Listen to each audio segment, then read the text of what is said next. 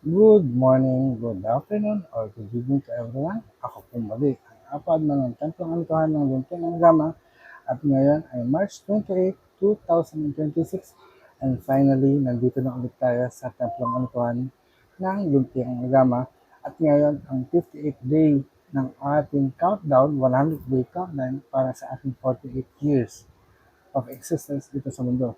At sa araw na to, ay pag-usapan natin yung prayer for peace weavers worldwide. So ano nga ba yung peace weaver?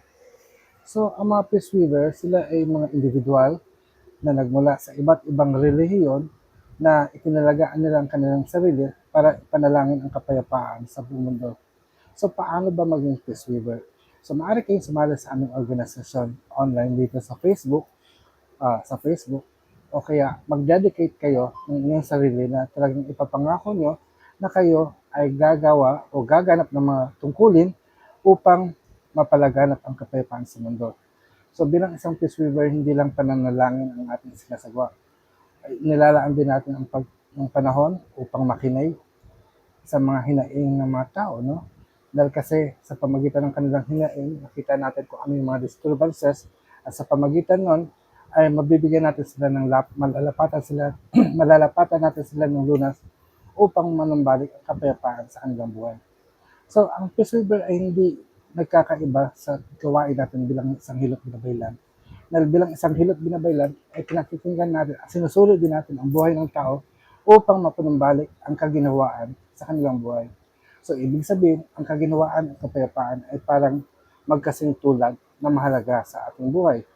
Sa ngayon, bilang isang peace weaver o tagapamayapa sa mundo, ay alam ko stressful ngayon dahil kasi nagkakasunod-sunod ang mga sigalot na nagaganap sa mundo at nais natin ibalik ang kaayusan sa sanlibutan ito. Pero ang gawain natin ay hindi lang basta sa pananalangin, kundi tayo rin ay maaring magsilbi bilang tagapamagitan, no? Kumbaga negotiator or mediator sa mga taong nagkakaroon ng clashing of interest. So dito, napakahalaga na tayo ay maging patas at hindi maging bias na kumikiling sa isang panig dahil kasi pinapaboran natin sila o hindi. Tulad um, ng katarungan, dapat nakapiring tayo. Dahil ang tunay na kapayapaan ay nagsusulong ng katarungan sa sanlibutan. Pero paano tayo magkakaroon ng katarungan kung walang kaayusan o disiplina? So, ang disiplina ito ay paano man isasagawa kung walang pagkaunawa. At pagkaunawa kung walang nagturo. Kaya nga, ang araw-araw nating pagbablog ay nagtuturo tayo, nagbabahagi tayo ng kaalaman, ng karanasan natin sa ating buhay upang maging pamantayan ng kapayapaan natin. Ngayon, katulad ng sinabi ko, kababalik ko lang dito sa San Jose del Monte, Bulacan, sa Templo ng Antuan, alam ko atin to, pero dahil sa matagal natin pagkakawalay, no, nagkakaroon tayo ng parang, alam mo yun, ang tawag doon, parang nangingilala, or parang naho-homesick ka, or parang others ka. Although, alam mong ito, pero dahil nga sa matagal na nawalay ka, yung mga bagay-bagay ay may mga pagbabago. Tulad ng nasa likod ko, itong halaman ko ngayon. No? Talagang ito, naalala ko, ito ay halaman na mula sa graduation ni Francis Laba noong June, na mula siya sa bulaklak ay tinanong natin para magkaroon ulit ng buhay. Pero sa haba ng panahon na wala ako, yung ilang mga daon nito ay natutuyo. Kaya bukas, no, magti-trim down ako at talagang didiligan ko pa siya. Pero ngayon kasi sobrang init na ng panahon. Sobrang init na. Tag-araw na. Ibig sabihin tag-araw na dito sa atin o summertime na sa atin. Although, sa kanluran, sa Amerika, ito ay springtime pa lang. Pero sa atin, nauna ang summer. Kasi we are tropical island. No? Tapos nasabayan pa ng issue sa kakulangan ng gasolina, ng fuel, gawa ng digmaan sa Middle East, ng Iran versus Israel at United States. No? At ang mga politiko natin ay nag-uusap paano natin mapagkakasya ang nalalabing langis o gasolina sa bansa. Yun na nga, parang si Ramon Ang nga ba yun? Ng Petron, no? Parang willing yung ibenta ang Petron sa gobyerno para lang isaayos o mapangasiwaan ito ng mahusay. At sinabi rin niya na willing siya na maliit lang ang kitain niya mula sa pagbebenta kahit palugi na. Pero ang isang negosyo ay kailanman ay hindi dapat nagpapalugi.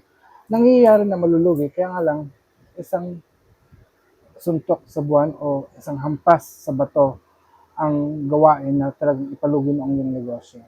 Kaya ka nga ng negosyo is para kumita at yung kita mo is para mabuhay ang iyong pamilya at at yung mga tinutulungan mo. Katulad ko na nagnegosyo tayo, ito yung sa pagtuturo natin, at sa pagtuturo natin yung pera na inyong binibigay sa akin, hindi lang napupunta sa akin. Kasi meron din tayong binibigyan. Katulad ng pagbabayad sa hotel accommodations niyo, pagbabayad natin sa tagahatid sundo ninyo, at sa tagapagluto ng pagkain ninyo, at din din sa bahay na ating inookupa na talagang nagiging abala tayo. Pero dahil doon ay binigyan nila tayo ng maayos na lugar upang magsagawa ng pagsasanay at pagbabahaginan ng kaalaman. So, ibig sabihin, isa lang po akong katiwala. Hindi po talaga nagmumula o hindi po talaga napapanatili yung pera na ipinagkakatiwala niya sa akin dahil kasi ito yung iniikot. At dahil sa pag-iikot na yan, ay nagkakaroon din naman ng buhay ang bawat isa. So mga kalahi, sa pagkakataong ito ay hinihilingan ko na sana bigyan niyo pa rin ng unawa ang mga tagapamayapa, ang ating mga peace weaver, o yung mga nagiging hagdan o tulay na magkaroon ng kaginhawaan ng ating buhay. Ang vlog na ito, ang layunin ko is para ibahagi sa inyo ang aking buhay, ang aking karanasan sa buhay na maaring merong kapulutan kayo ng aral. Kaya nga, nagpapasalamat ako sa bawat isa sa patuloy niyong panonood. At kung nagustuhan niyo ang aking video, ay bigyan niyo po ako ng thumbs up. At kung bago niyo pa lang ako napanood, maaari po kayo mag-subscribe by hitting that bell button para every time na meron tayong bagong upload, ay manonotify kayo. So, ilang araw na lang at magiging 48 years old na ako. At sa bahagi ng 100 days na yon, dumating ang pagkakataon na pumanaw ang aking tatay at bukas ng gabi ay magkakaroon ng padasal ang aming pamilya para sa karangalan ng aking tatay. Although yung abo ng tatay ko ay nasa Siargao, ngayon dito sa San Jose del Monte, ay ang kanyang larawan lamang ang aming ihaharap sa madla upang bigyan ng pagkakataon ang mga nagmamahal sa kanya, sa mga kaibigan at kamag-anak na ipagdasal ang kanyang kaluluwa at ipahatid sa amin ang kanilang pakikiramay. Kaya sa mga kalahi namin, maraming salamat sa patuloy na pagsuporta sa akin. Ako po muli ang Apo Adnan ng Tempong Antonio Buntong Agama. Nagsasabing, nagyari na, pag-asatin. Paalam.